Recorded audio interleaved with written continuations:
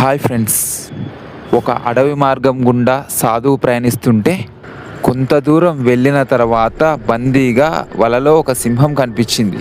నాకు సహాయం చెయ్యండి అంటూ సింహం అర్జించడంతో సాధువు మనసు చలించి అది హానికరమైన జంతువైనప్పటికీ సహృదయంతో సింహాన్ని వల నుంచి కాపాడాడు.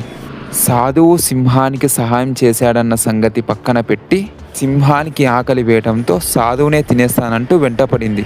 దీంతో దిక్కుదోచని పరిస్థితుల్లో సాధువు నక్క దగ్గరికి తీర్పుకు వెళ్ళాడు.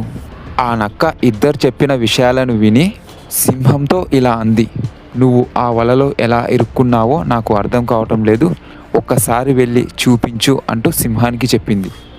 దాంతో సింహం వెళ్ళి మళ్ళీ వలలో చిక్కుకుంది. ఇప్పుడు నీకు సరైన శాస్త్రే జరిగింది, లేదంటే నీకు ఉపకారం చేసిన వ్యక్తికి నువ్వు అపకారం చేస్తావా అంటూ నక్క బదిలిచ్చింది. Please like, share, subscribe my channel.